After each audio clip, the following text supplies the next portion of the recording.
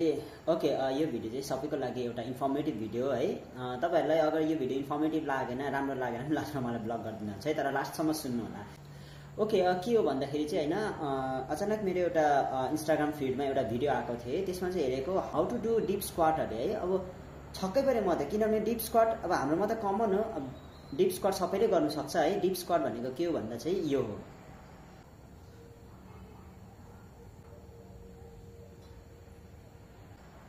अब यो deep squat सबैले नै गर्न सक्छ हैन। हाम्रोमा त कमनली, किनभने हाम्रो खाँदाखेरि टोइलेट जाँदाखेरि हैन सबै टाइममा हाम्रो यो पोजिसन हुन्छ सबैको, र सबैले गर्नु सक्छ नै। तर के भन्छ त्यस्तो पनि हुँदो रहेछ इन्टरनेटमा। अनि मैले सर्च गरेर पनि हेरेँ एकपल्ट how to do deep squat. यति बेसी युट्युबमा भिडियो भेटेँ मैले हाउ टु डु डिप स्क्वाटको बारेमा हैन। अनि त्यहाँदेखि के कारणले चाहिँ यो भएको रहेछ भनेर मैले अलिकति रिसर्च गर्दाखेरि भेटेको फरेन अब के हुँदो रहेछ भन्दाखेरि चाहिँ फरेनतिरको मान्छेले प्रायः जसो साँच्चै नै जब बढ्दै जान्छ हैन, साँच्चै नै प्रायः जसोले डिप स्क्वाट गर्नु सक्दैन रहेछ। अनि त्यो चाहिँ के कारणले भन्दाखेरि चाहिँ एउटा त हो बेसी मोटो हुँदाखेरि पनि मान्छेले त्यसरी बस्नु सक्दैन है, त्यो त हाम्रोतिर पनि प्रब्लम छ है। अर्को चाहिँ के हुँदो रहेछ भन्दाखेरि चाहिँ अब उनीहरुकोमा चाहिँ के भन्छ नि, सबै उनीहरुको कल्चर नै के हुन्छ भने खानु पनि एउटा डाइनिङ टेबलमा बसेर खान्छ।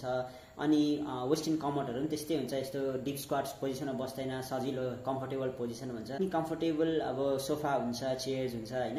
अनि अब हाम्रो जस्तो भुइँमा गुन्द्रीमा बस्ने चलन हुँदैन। त्यही कारणले गर्दाखेरि यो लाइफस्टाइलले गर्दाखेरि चाहिँ उनीहरुको चाहिँ त्यसरी डिप स्क्वाट लक हुँदो रहेछ। अनि त्यही कारणले चाहिँ म यो भन्न चाहन्छु कि हाम्रोतिर पनि यही अब अहिले कुराहरु आउँदैछ है, डाइनिङ टेबलमा खाने अनि वेस्टर्न कमोड युज गर्ने बेसी जस्तो। त्यही कारणले गर्दा अब हाम्रो आउने पिढीमा पनि यही प्रब्लमहरु हुन सक्छ है, हाम्रो डिप छ। त्यही कारणले गर्दाखेरि चाहिँ म अहिलेको न्यू बर्न्स बेबीहरुको लागि है, जो बेबीको पेरेन्टको लागि अनि अहिले जति पनि अब भर्खर बढ्दै गरेको नानीहरुको लागि मैले यो भिडियो भनेको है। मतलब कसैले देख्यो भने शेयर गरिदिनु होला कि उनीहरुलाई पनि डिप स्क्वाट पोजिसनमा चाहिँ एक्टिभिटी गरोस् के, ताकि हाम्रो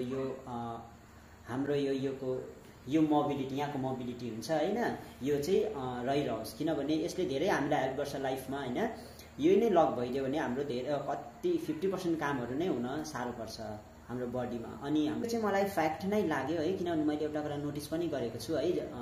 जब नानी हुन्छ हिँड्ने भएको हुँदैन जुन नानी, त्यो नानीलाई यसरी स्प्लिट हुन्छ नि, यसरी के हुन्छ हाम्रोमा स्ट्रेचिङ भन्छ हाम्रोतिर है, कमन भाषामा हो यो स्ट्रेचिङ।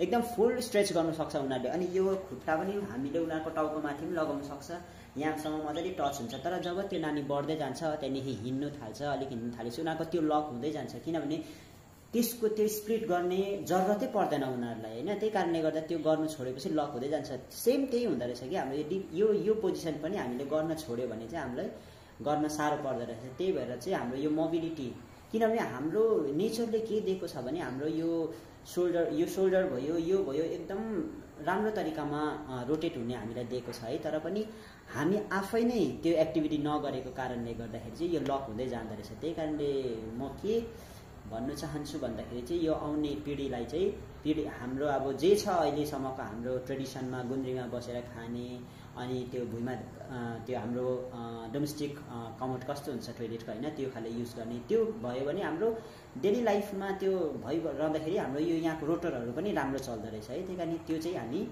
त्यसलाई चाहिँ हामी नछोडौँ जस्तो लाग्छ मेरो भनाइ चाहिँ है। सो तपाईहरुको के छ भने है कमेन्ट गरिदिनु होला। अनि इन्फर्मेटिभ भिडियो लाग्यो भने शेयर पनि गरिदिनु होला।